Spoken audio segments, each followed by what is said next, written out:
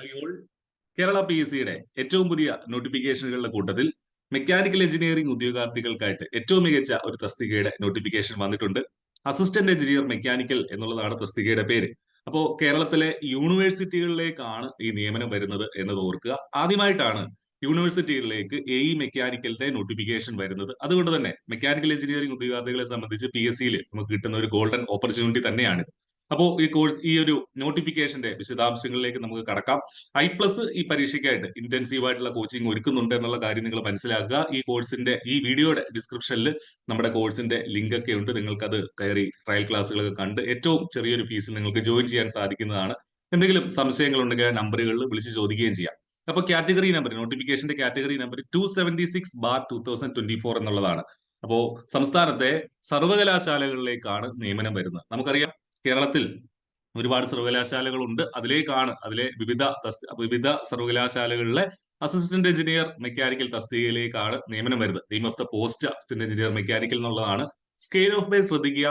55,200 മുതൽ 1,15,300 വരെയുള്ള ഒരു വളരെ ആകർഷകമായ ഒരു സ്കെയിൽ ഓഫ് പേ തന്നെയാണ് സ്റ്റാർട്ടിങ്ങിൽ തന്നെ ഈ ഉദ്യോഗാർത്ഥികൾക്ക്, ഈ ജോലി ലഭിക്കുന്ന ആളുകൾക്ക് ലഭിക്കുന്നത്.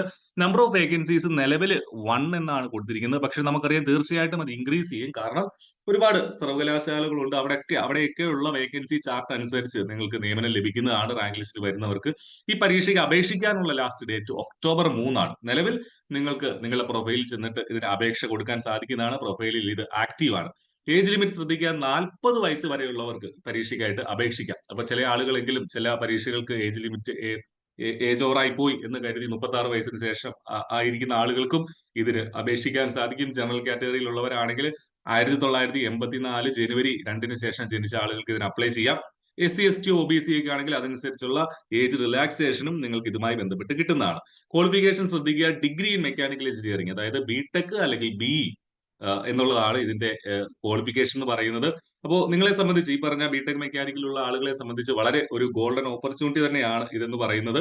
കാരണം നിലവിൽ RRB JEക്ക് വേണ്ടിയിട്ടൊക്കെ പഠിക്കുന്ന ആളുകളുണ്ടാവും. അത് ഈ പറഞ്ഞ ഡിപ്ലോമ മതി അതിന്റെ. പക്ഷെ അതിന്റെ മുകളിലേക്കുള്ള ബിടെക്കാരൊക്കെ ഒരുപാട് പേര് RRB JEക്ക് വേണ്ടി പഠിക്കുന്നുണ്ട്. RRB JE മെക്കാനിക്കലിന് വേണ്ടി പഠിക്കുന്നുണ്ട്. അതോട് ചേർത്ത് വെച്ച് നിങ്ങൾക്ക് ഇതിന്റെയും പ്രിപ്പറേഷൻ മുന്നോട്ട് കൊണ്ടുപോകാൻ സാധിക്കുന്നതാണ്. അപ്പോൾ അത് വലിയൊരു അഡ്വാൻറ്റേജ് ആണ്. ഏതാണ്ട് ഒരേ കാര്യങ്ങളൊക്കെ തന്നെയാണ് പഠിക്കേണ്ടത്. CBT2 വേണ്ടിയിട്ട്, ടെക്നിക്കൽ സെക്ഷന് വേണ്ടിയിട്ട് RRB JEയുടെയും ഇതിന്റെയും കൂടെ നമ്മുടെ അസിസ്റ്റന്റ് എഞ്ചിനീയറുടെ നോക്കുകയാണെങ്കിൽ. പക്ഷെ ഇത് ബിടെക് ലെവൽ പരീക്ഷയാണ്. കുറച്ചും കൂടെ ഹയർ സ്റ്റാൻഡേർഡ് നമുക്ക് പ്രതീക്ഷിക്കാം. അപ്പൊ അത്തരം ചോദ്യങ്ങൾ ഉൾപ്പെടെ എല്ലാം നമ്മൾ നമ്മുടെ കോഴ്സിൽ ഡിസ്കസ് ചെയ്യുന്നുണ്ട്. ഈ പറഞ്ഞ ക്വസ്റ്റ്യൻ ഡിസ്കഷൻസും മോക്ക് ടെസ്റ്റുകളും ഓരോ ടോപ്പിക്കിന്റെ ടെസ്റ്റുകളും ഒക്കെ ആയിട്ട് നമ്മുടെ കോഴ്സ് ഗംഭീരമായിട്ട് മുന്നോട്ട് പോകുന്നുണ്ട്. അപ്പൊ അതിലേക്ക് നിങ്ങൾക്കും ജോയിൻ ചെയ്യാൻ സാധിക്കും.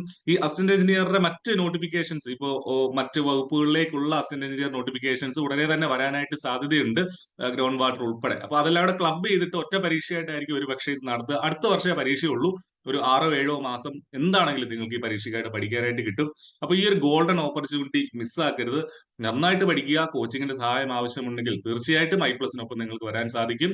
അപ്പോൾ നന്നായിട്ട് പഠിക്കുക, നല്ലൊരു ജോലി നേടുക. All the best. Thank you.